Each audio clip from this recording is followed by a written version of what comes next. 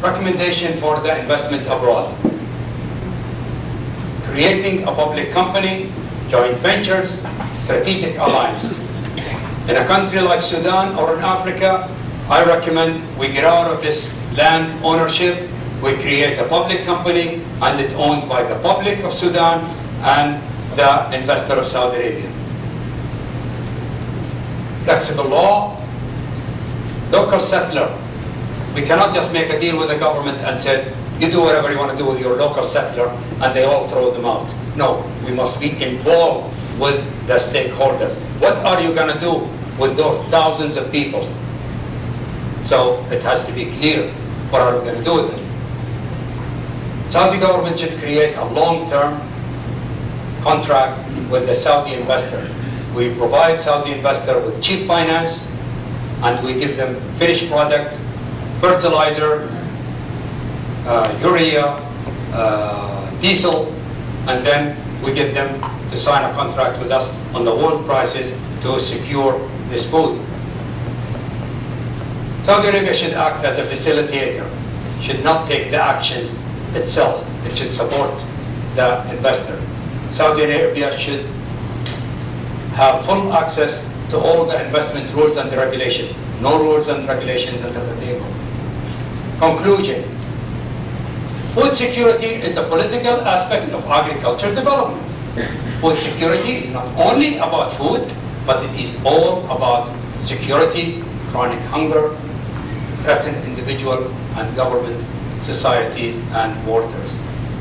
As we can see, few government was thrown in 2008 and 2009 when people didn't have the food. Now the pities of it. Everybody thinks Saudi Arabia is very rich. Saudi Arabia has 3 million people under the poverty line. The populations of Saudi are 18 million. 1/6, it's about 18% of Saudis under the poverty line.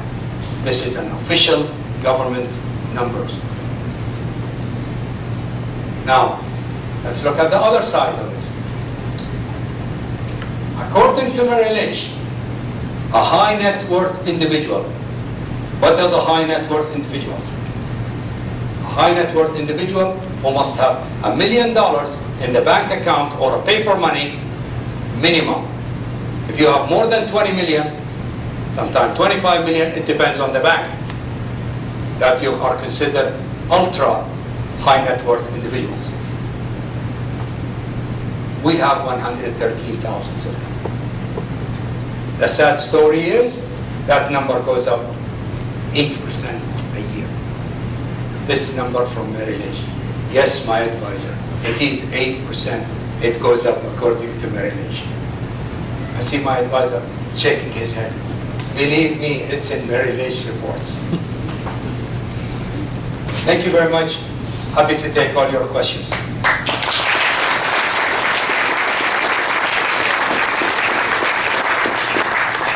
Before we take any questions, our president has been able to join us this afternoon and would like to say a few words to Dr. Al Rasheed.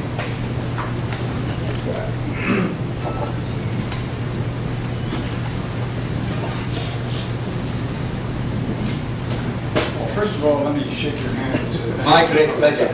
Thank you.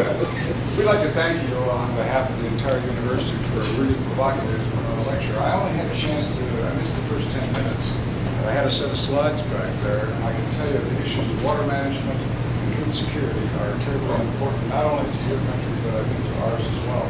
Matter of fact, you were talking about those poverty levels of 18%. Well, right here in the United States, I think we're running 15.2%. So again, it's a major, major issue. We look at the difference between essentially the upper class and the lower class, and God help you if you're in the middle. It's really pretty. So thank you once again. My pleasure. I really appreciate having you here. It's my honor. Important thing is the fact that you're an alumnus of our college. Yes, sir.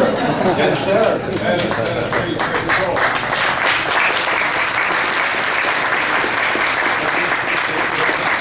thank you very much. Thank you very much. Ronnie? Hold on a second.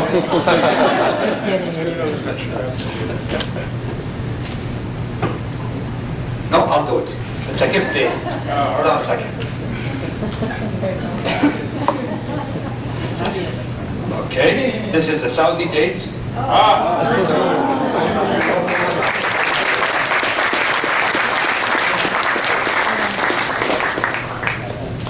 Wow, what an honor. I'm shaking hands with the president of the university. Can you imagine? Would you believe that? There's another good thing about this. Yes. Well, for the past 60 days, they've been hiding me over in that tall building over there. So this afternoon, I have a chance to come home for a minute. So thank you.